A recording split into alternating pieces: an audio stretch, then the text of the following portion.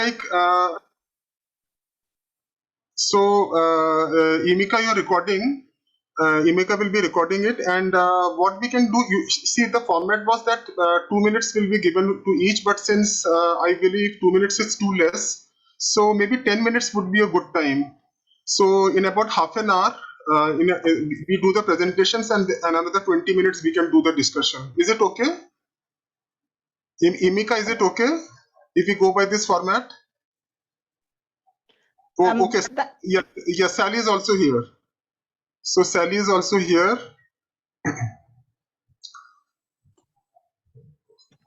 Hello.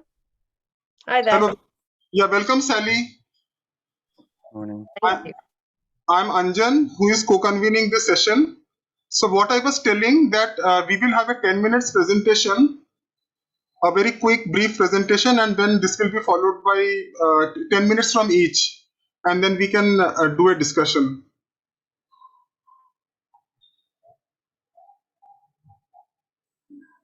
Sally, you have to unmute yourself. Oh, sorry. Yeah. Okay. So it's going to be 10 minutes Yeah. per person? Yeah, per person, yeah. So maybe we begin with you. You are the first.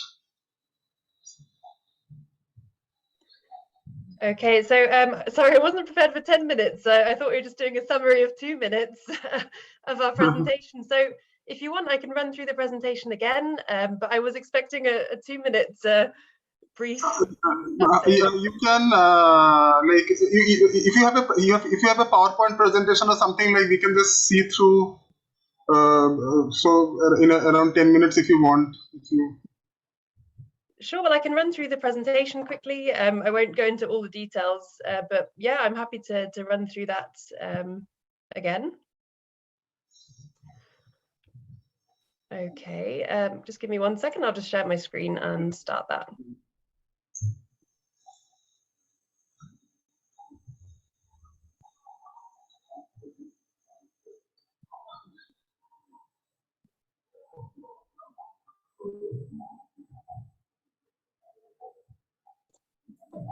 Can you see that at the moment? Yes, yeah, we can see. Yeah. No problem.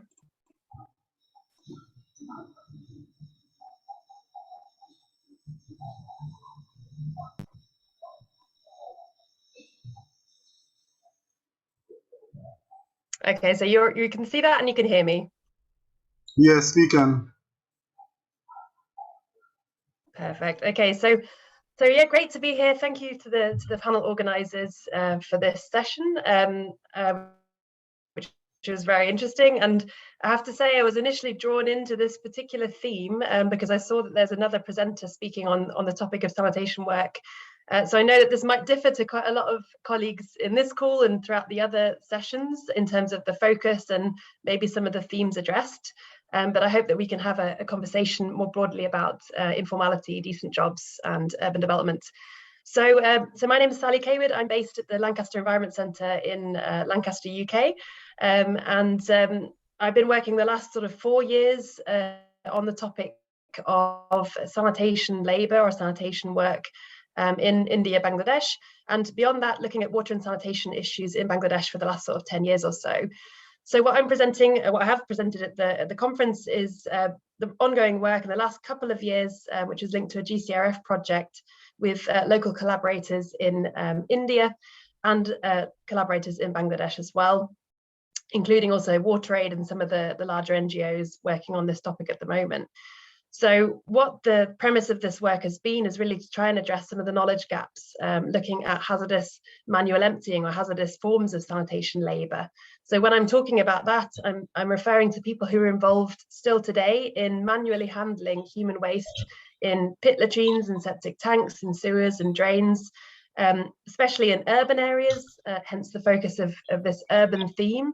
But obviously this is a practice that exists in different types of settings, from rural settings to small towns as well as large cities.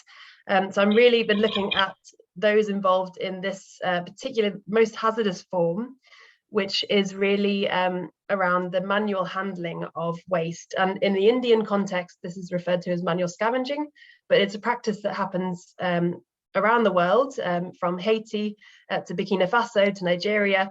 But in the South Asian context, as many colleagues here will know, especially from India, Bangladesh, this has a very strong caste underpinning, with many people who are coerced or forced to do this because of their caste identity.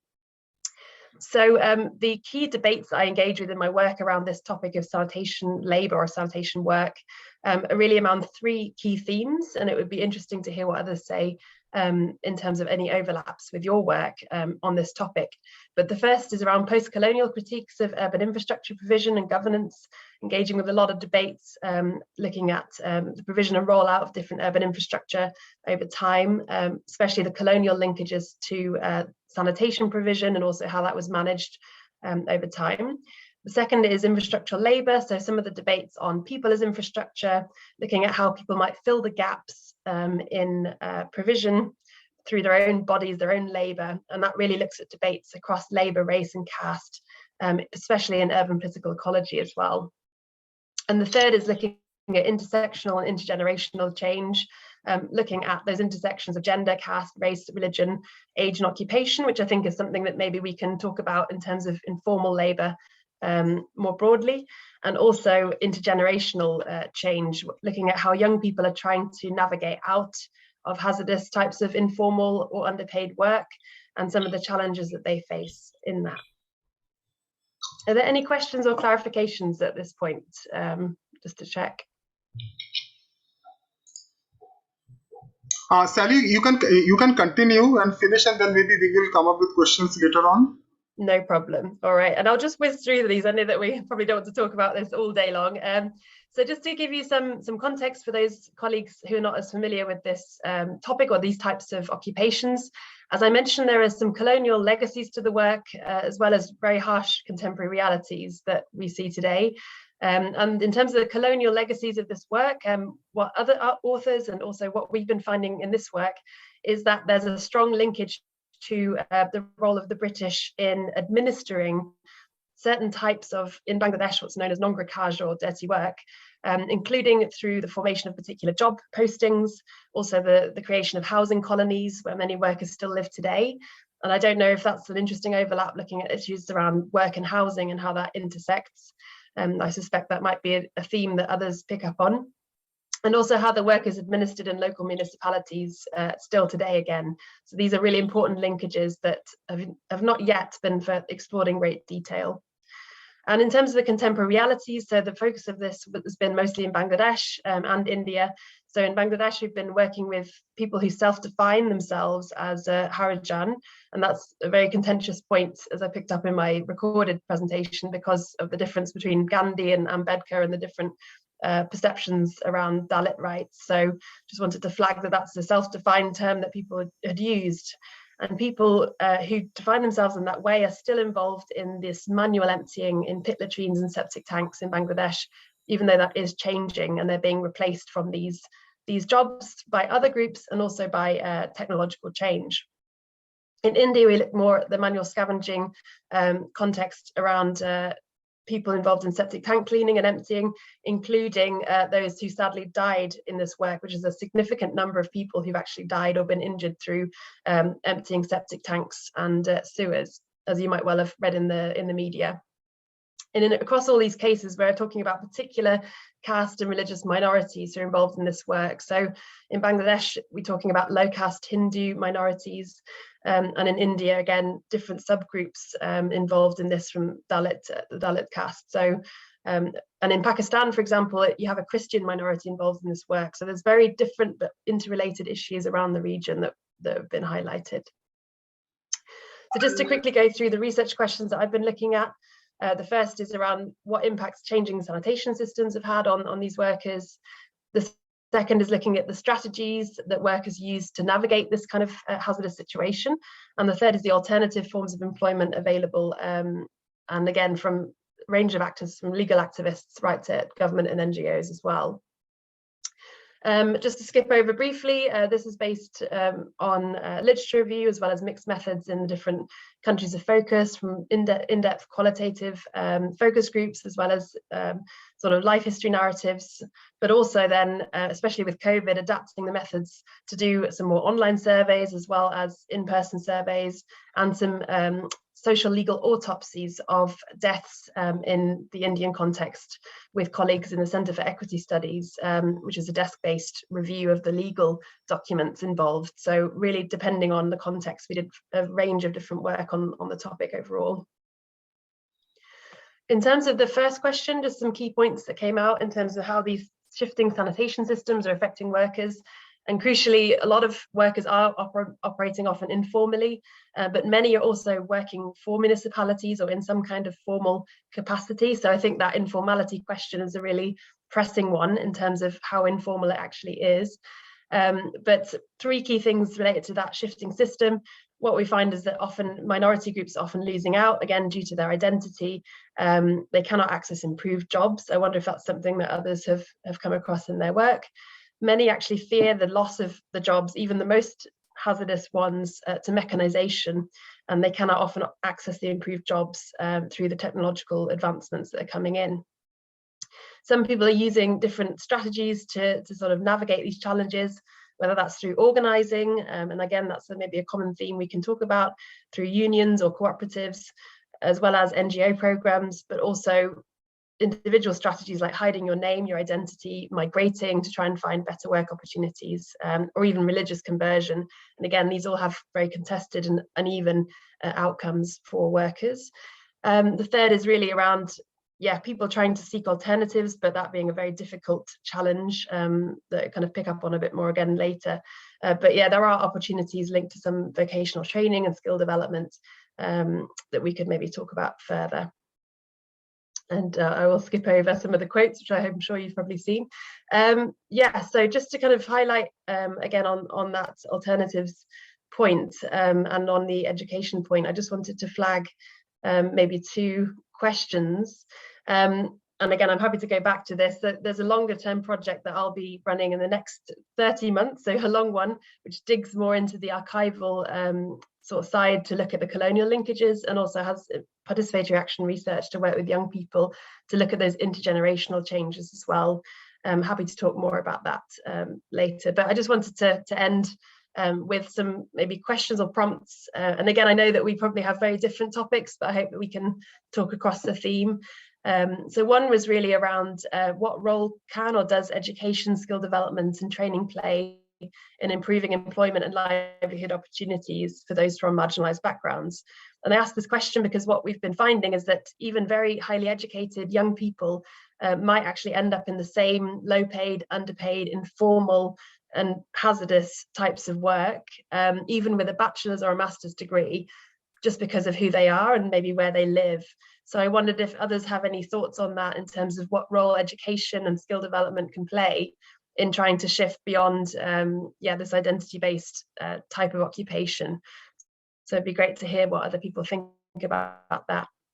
And the second point is really the wider question: to what extent do labour rights organisations, including associations and unions, include and promote the voices of those, again, the most marginalised? And I don't take that word lightly, that implies passiveness, which is not the case, but we do find that the unions, for example, aren't necessarily representing particular minority groups in their work, especially women as well, women leaders, as well as those from particular caste groups. So to what extent are they or can they be vehicles for change for these particular groups, especially involved in these kinds of work? So those are some broader questions. I know again that we probably have lots of different perspectives and topics, but I hope that we can have a chat about that, and please ask any questions about the work and any clarifications as well. And thanks again to the organisers. Cheers. Thank you. Sir, should we ask next presenters to present and take up the questions in the end, or we should discuss right away? Sir, you have to unmute. Sain sir, you have to unmute. Oh, sorry. Yeah, I'm so sorry. We will do the presentations quickly and then we will go to the questions. Now I will request Lucas. Lucas, the presenters have asked me to do it only in 5 minutes. In fact, they said just 2 minutes. So I understand 5 minutes should be sufficient. Yeah, thank you, Anderson. Yeah, I'll keep it brief. So maybe then I won't use the PowerPoint slides. And I'll just quickly give a summary of what we were presenting. So yeah, thank you everyone for hosting this panel and for being here. So yeah, my name is Lucas Yin. I'm based at the Sengal Institute of Management in Latin America, and together with my co-author Anthony Boanada Fuchs, we're working on a paper that is basically looking at the informal economy in Latin America as a whole. And our approach is to analyze policy recommendations on the informal economy provided by international organizations. And based on a broad literature review, we created a taxonomy that focuses on the different schools of thought related to informality theory. And with schools of thought, we mean the various bodies of literature that have a specific view as to what constitutes informality in the sense of the nature between the formal and the informal, but then also really about the method of defining informality on a worker level or on a enterprise level. And there are the four main schools of thought that we focus on. Is what we call the dualist school, the structuralist, the legalist, and the voluntarist. If any of these, I would say if any of these topics are not clear to anyone, please feel free to ask any questions. But this is broadly how we create a taxonomy then based really on looking at the different definitions and approaches that these schools provide.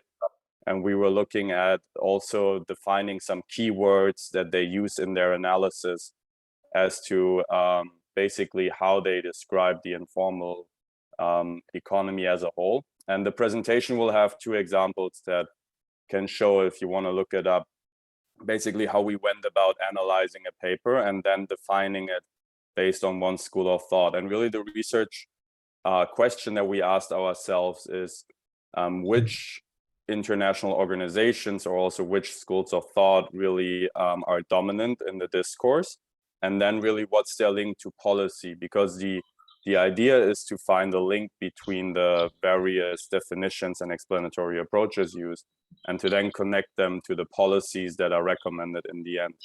And what we find is that really each school of thought has a specific set of policy recommendations. And then we found that various organizations will follow more or less one of these schools or maybe two of them. So there's a certain understanding spread out through the organizations, or at least people authoring under their name. And that then translates into policy, and what we found in some instances that the policy recommendations from one international organization can be quite the contrary to the one of another one for the same topic, which we can trace back to the fact that their overall understanding, conceptual understanding of the informal economy differs because they are drawing their theories from a different body of literature.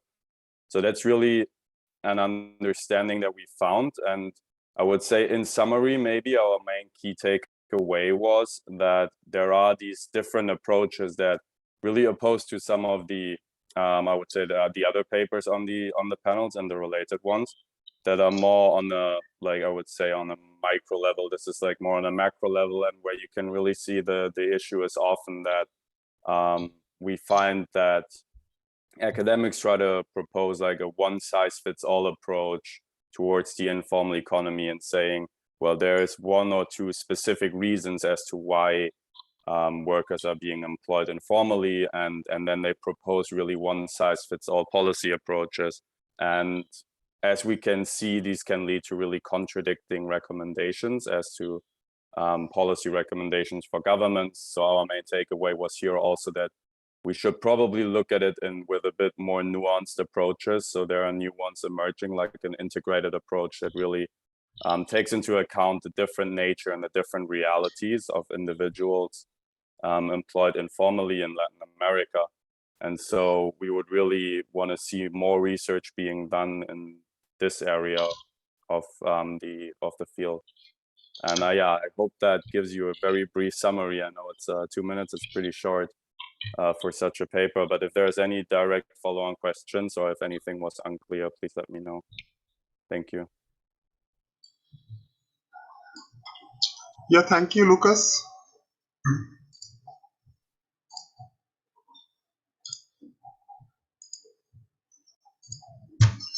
Sarah? Sorry. Hi, Can everybody. yeah, hello here. So I should go for somewhere between 2 and 5, shortish. Okay. Yeah. Hey everyone, and thank you so much for having me into the organizers. The paper I'm going to speak about, so the longer paper is uploaded on the system, so I don't know if some of you will have seen it already, but it relates to ethnographic research that I undertook in Ouagadougou in Burkina Faso in 2017 and 2018. And I was really exploring with traders at a neighborhood market how a kind of intensifying insecurity in the country, so a security situation that was kind of becoming closer and closer to their everyday lives, how that impacted both their businesses, so their livelihoods, but also how they kind of understood the possibilities for their future. And the particular piece that I wanted to speak about today is looking at how that's dealt with kind of emotionally, and how that kind of the emotionality and the practicality of dealing with these protracted forms of loss really play out for people.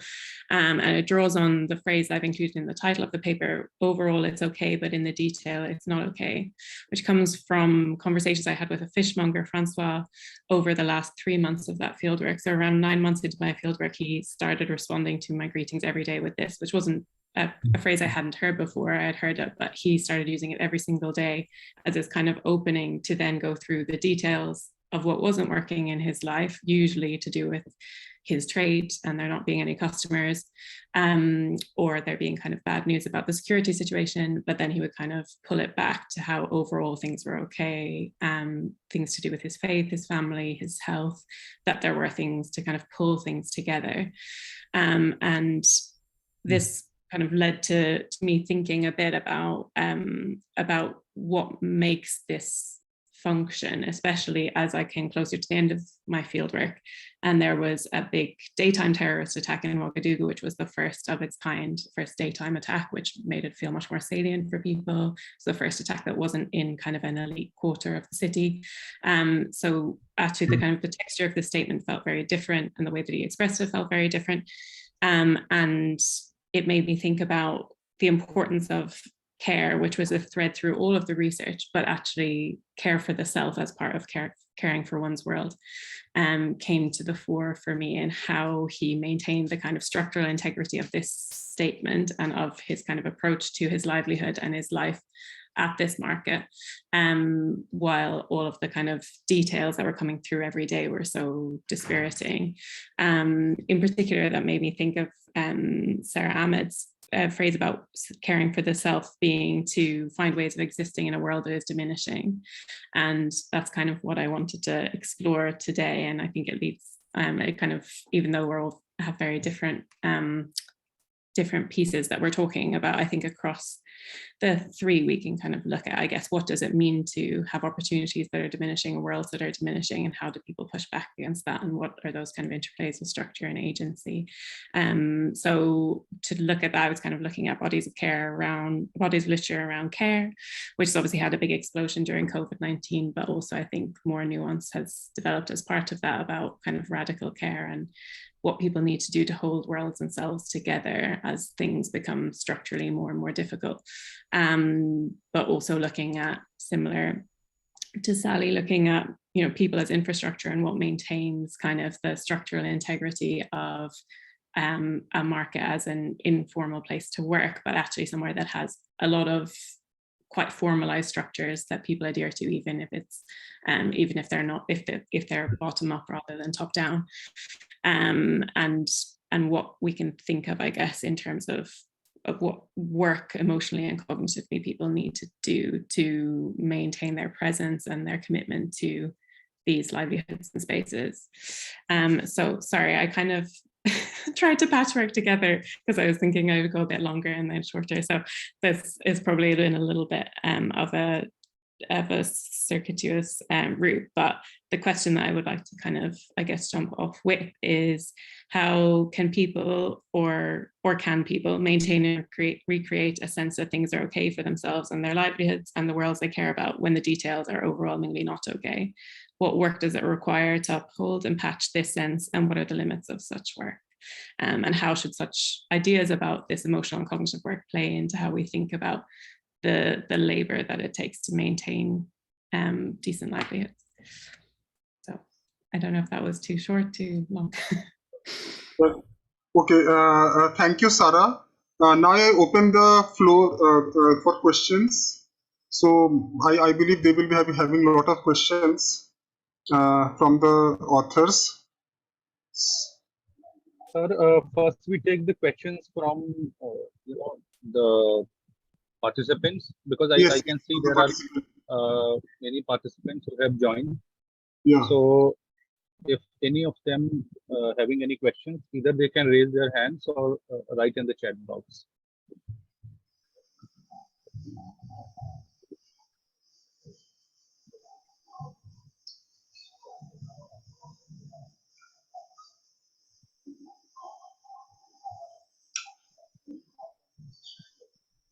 So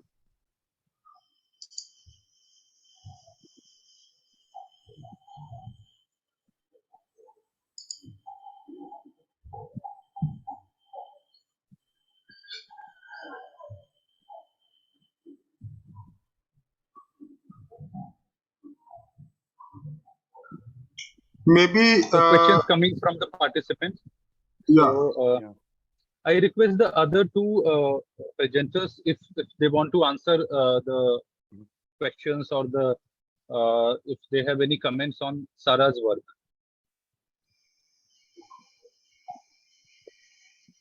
Sir, we start from the last presentation, and because I have some questions and some comments on the work of Sally and Lucas, so I'll be addressing the questions. So if any of the presenters or any of the participants have something to say about our last presentation that was by Sarah, so they are most welcome to engage.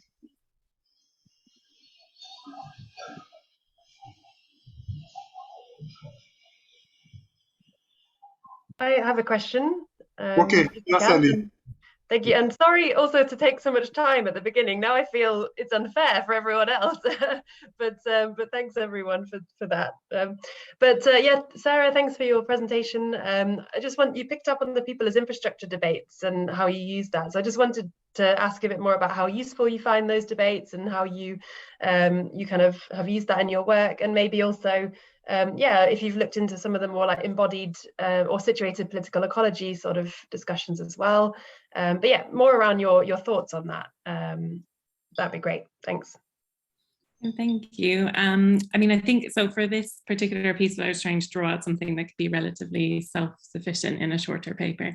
So it's not, I didn't use it as much, but I found it honestly incredibly helpful at certain points, thinking through what was happening in this space through my fieldwork and writing up, because the sense, I guess, the market that I was looking at is a neighborhood market, but it's a relatively robust physical infrastructure. So, lots of kind of concrete materials, and it's not kind of as improvised as some nearby markets. So it did have something that kind of maintained that structure even as the clients and the money fell away. But people constantly spoke about how there wasn't any money circulating and there wasn't any clients, but people still kept their rhythms. And I think that sense of how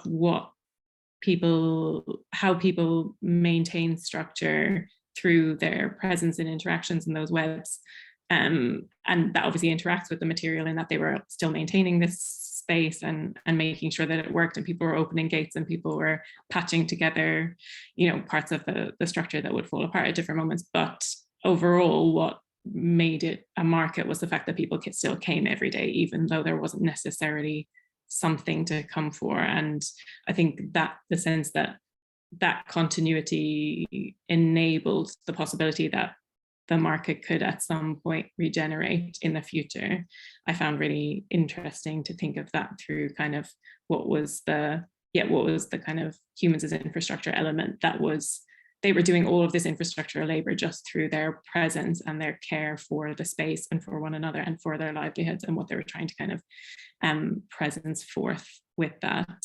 And also I think I find it quite helpful, I think, to think about that, the tension between intentionality and just kind of, you know, that, well, I guess with all of these debates, there's that sense of what is because there is no alternative, and what is because this is something that is worth investing in. And I think that that's obviously a very complicated thing to tease out, but I think that that looking at that kind of more structural part of the sociality was really helpful for me at different times. Thank you.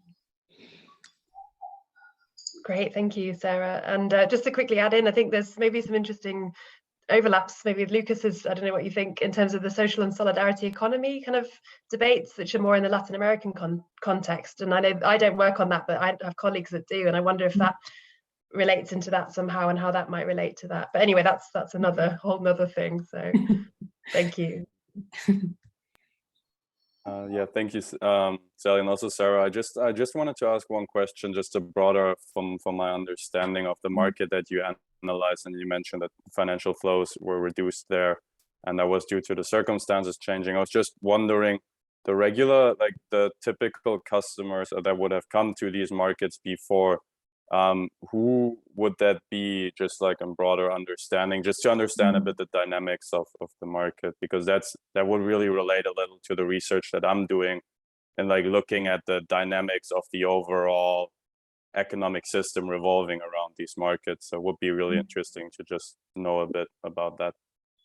Yeah, I think so. This market was relatively specific. Like there's multiples like it in Ouagadougou, but like it's relatively specific in being kind of in between a big market. So it wasn't kind of one of the central markets in the center of the city, but it also did have a quite specific kind of this physical building, you know, it had been built through grants for this, you know, one of kind of multiple markets around the edge of the city that are meant to kind of act as these bases. So it had both the kind of everyday, you know, fruits and vegetables and like the basics that the smaller, more improvised markets would have, but it also had, you know, fabric tailors, motorbike repairs, all of those things. So it kind of its customers were quite a spectrum, especially when I first started. A lot of the trade was kind of weekend civil servants coming in, and they would come in and buy a lot more stuff and kind of in bulk, and it was quite animated, and then that really tapered off.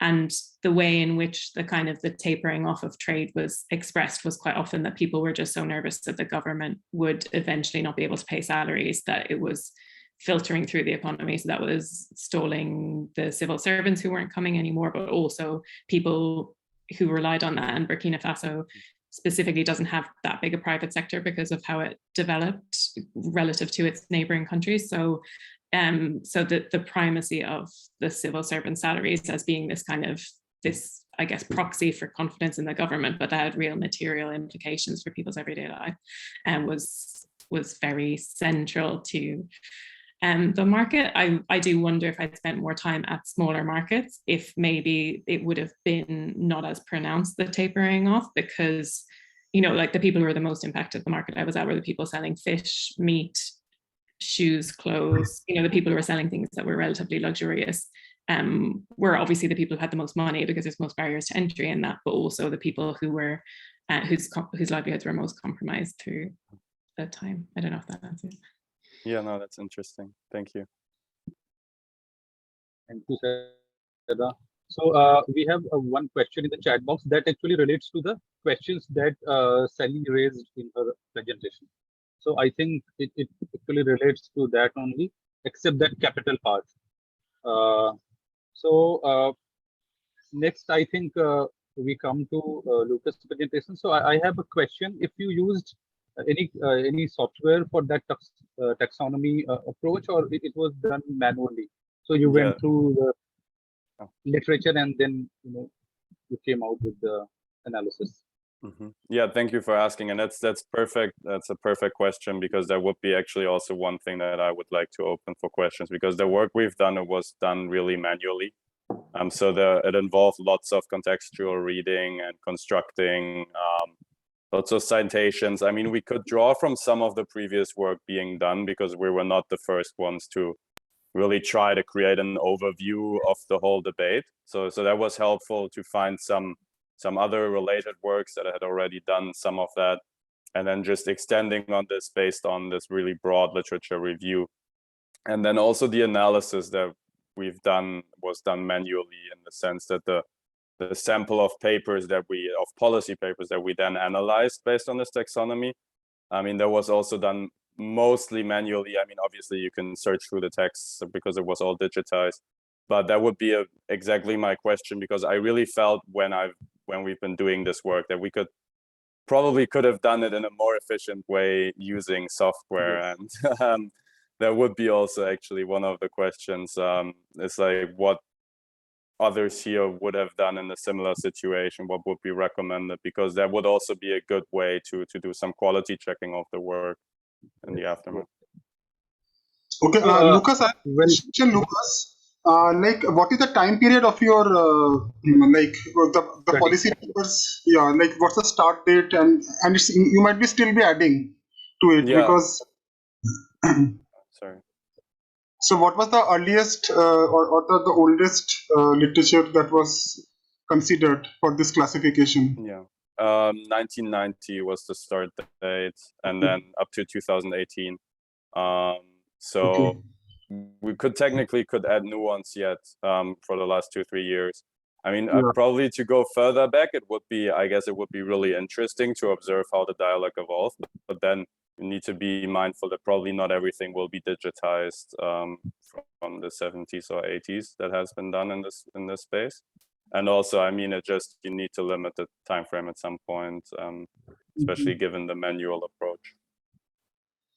So as I can remember, I think the work on informal economy, it goes back to 70s or 80s, and it started with the Keith Hart's work in, I think he was an anthropologist, so it started with his work in the capital of Kenya, or capital of Ghana, I guess. It means one of these two countries. Yeah, I think it was in Ghana in the 70s. Ghana, yes.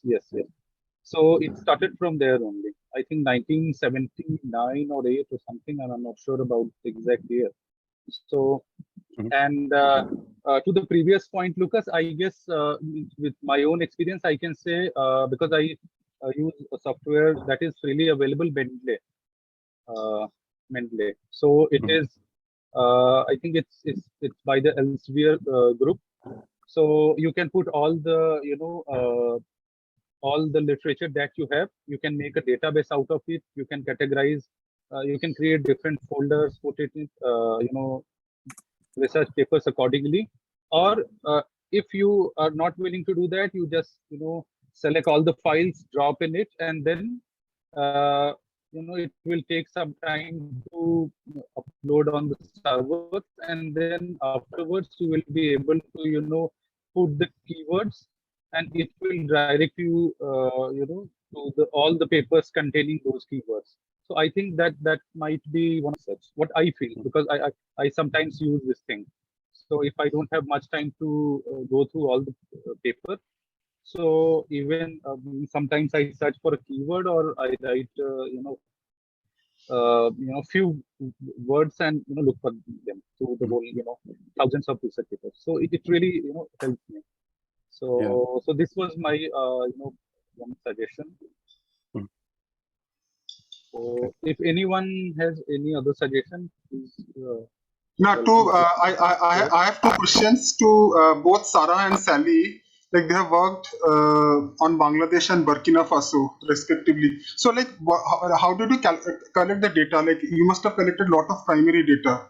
So, like, it's a common question to both of you. So, like, did you do some kind of sampling and like the spatial coverage, because both are developing countries? So, like, I just want to know the logistics of collecting the data. So maybe Sarah, you can tell about, because like visiting into the field and interacting with people.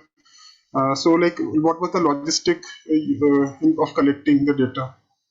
The language issues of translating and many things, like if you have been asking a lot of questions, so like how was that done? And yeah, I am. So my fieldwork was ethnographic. So a lot of it was, not super structured. I had some kind of more semi-structured interviews embedded within that. I have so much data. I really have to, I finished my PhD now, but I still have to go back and try and figure out how to harness a bit more. But I made a lot of notes each day when I would come back from the market. I also recorded voice notes a lot. Because that allowed me to capture a lot more straight after. I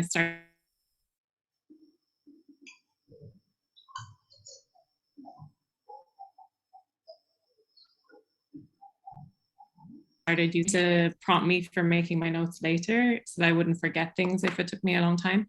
But also that helped me to start seeing what it's, I guess, the density of the social connections there. So I would notice that quite often I would be in a place and then my attention would have split completely to something else. So for me, that really helped to understand the way in which the market and like how people experience the market, I guess, more so than as well as just the content of what people were saying and doing. There was one thing that constrained it quite a lot was that I had a recorder, an audio recorder that I was using, or I had planned to use more, but I was only really able to use that on like Sunday afternoons when nobody was there, because having like a very white researcher in that space, there was with a recorder, I was just like told a few times, like people were like, I'm fine with it, but then a customer would come and have quite an intense reaction. So it generally didn't seem like it was appropriate for me to do that. So a lot of it was just written up, and then I would keep most of my notes in English about what happened, and all the notes obviously about what people said in French, and then I would toggle between them. Mm-hmm. And I coded it in NVivo, but I've still got some that I need to code. I didn't code everything. I coded what I knew I was going to use mostly. So probably around half, it's still not coded. Mm-hmm. Okay, thank you, Sarah. Sally, maybe you can. Yeah, sure. Thanks for the question.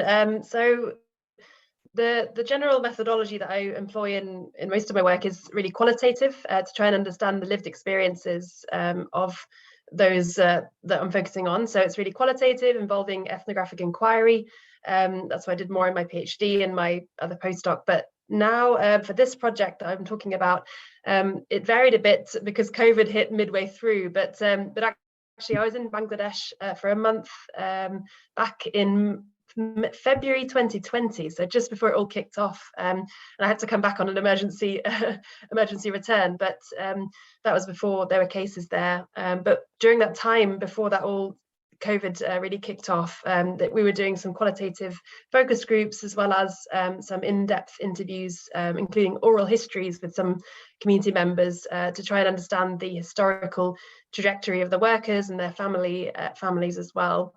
So that was what we were doing, as well as document and policy analysis, and key informant interviews with a range of NGOs, from Dalit rights activists to labour rights activists, and the WASH, water and sanitation NGOs. After, with COVID, actually the strategy changed when I was working with colleagues in India as well. I was collaborating with different local NGOs and activists as well, based in Delhi. And what we decided collectively was to do a multi-pronged approach, depending on what priorities they had for their advocacy as well. So this involved having some quantitative data. So we did have a survey when it was safe to do that, which looked at using Kobo software to do a mini survey with workers to understand their reality, and also with COVID, what happened to their work intensity, because what we found actually is that work intensity had gone up for these workers. They were paid very poorly and actually were exposed to various hazards. So having that sort of information was really helpful for the local organisations to advocate for more health and safety equipment, and to highlight that work intensity has gone up and yet pay and benefits have not changed at all. So that was quite good.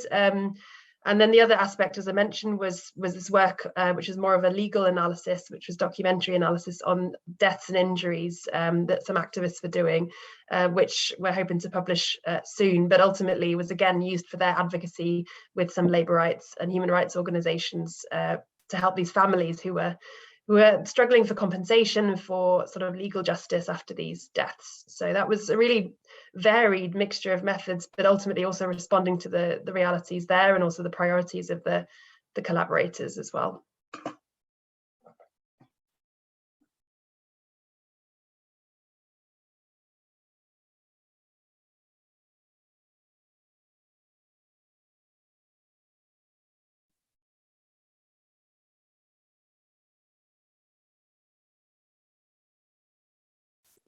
Okay, thank you, Sally. Sir, I think, should we invite any more questions? There was a question from one of the participants in the chat box. Has it been answered? I think, sir, you know, most of it relates to the questions that Sally already posed. So Okay, that fine. I'm going to discuss with my own experience and mainly in context of India. So as we see that Sally has collaboration with Center for Equity Studies.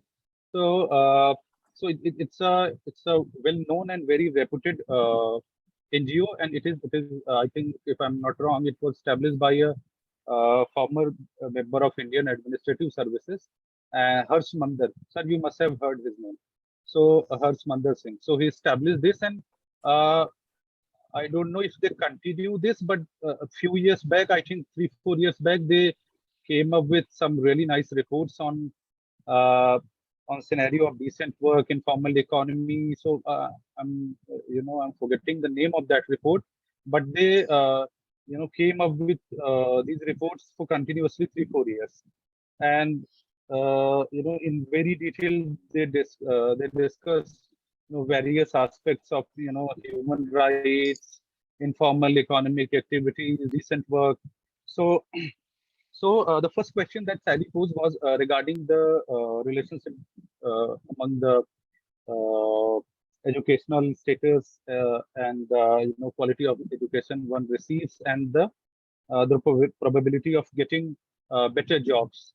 So in case of India, if we talk about the government sector, so there are there is, I think, 50% of government jobs, they are reserved for people coming from socially background kind of communities, so socially backward communities. And as in India, most of the sanitation workers, they come from either from scheduled castes or from scheduled tribes. So if one is having good education, so there are chances in India to get a government job. And earlier, before this kind of liberalization and this contractual jobs were introduced to this the public sector units or the government enterprises, there used to be vacancies for Group B. So there are Group B vacancies; those are lower in strata, and basically for the menial kind of jobs. So a big section of a big portion of this Group B employees, it came from the scheduled caste and scheduled tribes communities. Though I don't have any statistics to prove whatever I'm saying, but in case of railways or other PSUs where such kind of menial work was available, basically people from SC or ST communities, they used to be employed in that. And still in many PSUs or in railways, we see different kind of colonies. There used to be colonies for Group D workers, and mostly they the workers who used to be involved in sanitation and all, they used to live there. So still there is a big number of that in India. And also with the introduction of gig economy or these delivery services, the youth, they have started moving from the sanitation or the manual scavenging job. Also in India, it is abolished through the the prohibition of manual scavenging act. So I think legally it is banned, but in one or another ways, in some parts of country, it still goes on, and sometimes under the nose of administration as well. As I have worked on Mahakumbh Mela and the pilgrimage fairs in Prayagraj. So there I because my PhD on the informal economy of these religious fairs. So there I noticed that the administration itself employed people and engaged them in manual scavenging. So it is not completely banned, but at some parts and at some scales it goes on. And also the youth, if they are getting good, they are having good educational background. So somehow not as it was expected by the policymakers, but with a good pace, they are moving socially upwards. So they have reservation in higher educational institutions. There are various scholarships, a lot of scholarships, though it is not sufficient. If we see the numbers, because India is a big country and billions of people are here, and a big part of it comes from scheduled caste and scheduled tribes. So obviously it is not sufficient, but there are very good chances than the previous times. And scenario is changing, not very quickly, but gradually. So this is what I observe in case of India. And also, Sally, you talked about the NGOs and the kind of the movements or the organized trade unions in regarding sanitation workers. So I remember that one sanitation worker, the sanitation workers' rights activist, Bejwara Wilson. You must have heard his name. So he got the Philippines prize. It's not coming to my mind. So it's a very prestigious. It's called Asia's Nobel. So he got for that with T.M. Krishna. So T.M. Krishna is a Carnatic music legend, and he also trying to involve people from so-called lower strata of society to the to this Carnatic music that considered to be sacred, and it is accessible only for the so-called people from upper caste. So both these activists, one from music and one from sanitation workers' rights activist Bejwara Wilson. I remember they got this this prize. Sir, what is this prize that this Ravesh Kumar got from Philippines? It is it is named after their president. Not coming to my mind. You have to unmute, sir. You have to unmute. Yeah. Magsaysay Award. Magsaysay. Yeah, Magsaysay. Yes, Magsaysay, yeah. Magsaysay Award. And also, I have noticed that the Indian National Congress Party. So that is the India's oldest political party. They have a wing that advocates for sanitation workers' right, and it is called Safai Unorganized Workers Congress. Something. They have a Facebook page, and a former member of Indian Revenue Services is heading that cell of this political party. So, and there are various, even the Center for Equity Studies, they do really good work, for advocacy. And also there are certain legal provisions that prohibited this manual scavenging. So they also, somehow in a way promote the workers' rights.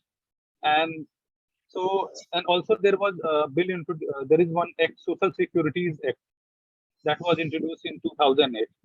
So somehow it also attempts to formalize this informal kind of jobs. So somehow it also attempts to provide not just the manual scavengers or those involved in sanitation work, but broadly all types of informal workers. We try to provide some social security benefit.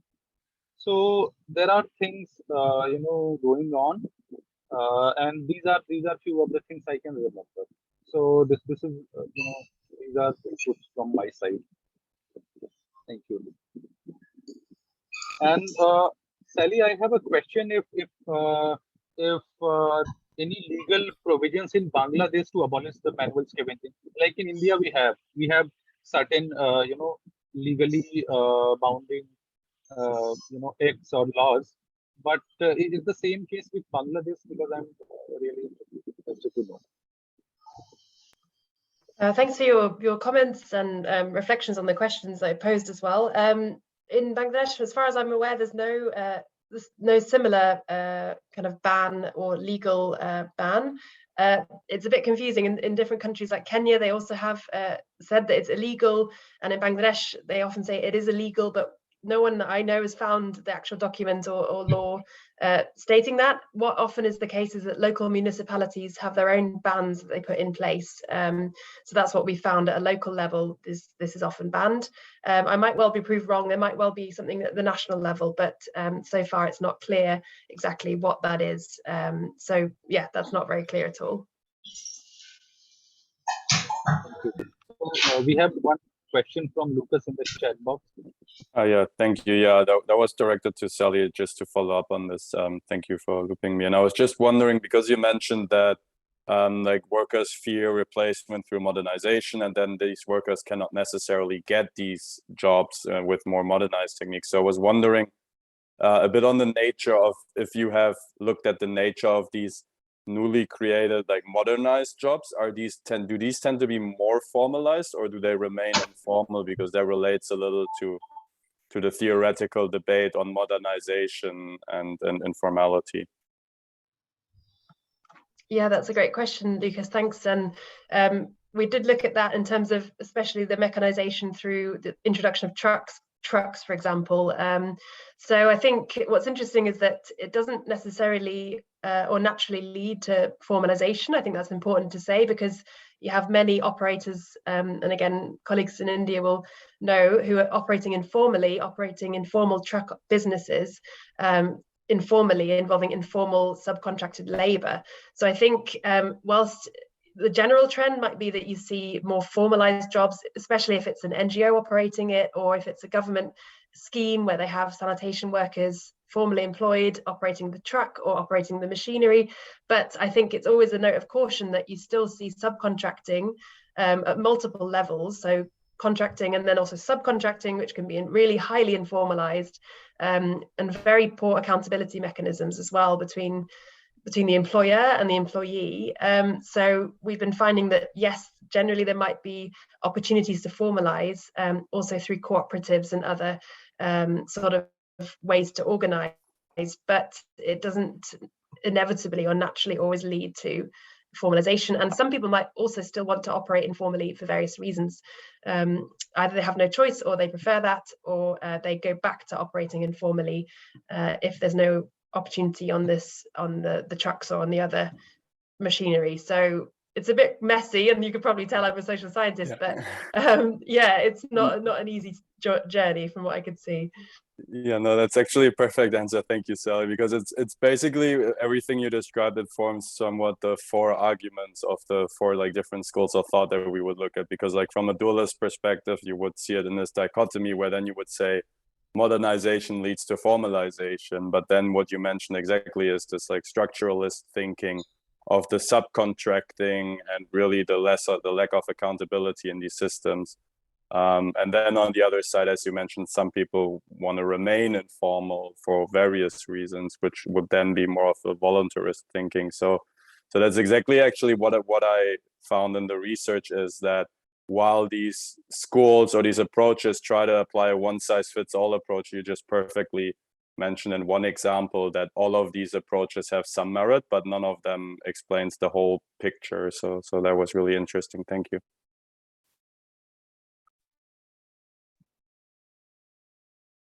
So thank you. Yeah. Should I close, Satyam? Like, do we have anything else?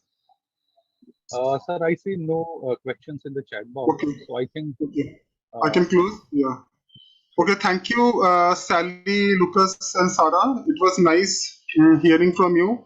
And I think most of the participants have left because other sessions are beginning. So please keep in touch. Satyam will come up with a book proposal or a special edition of a journal.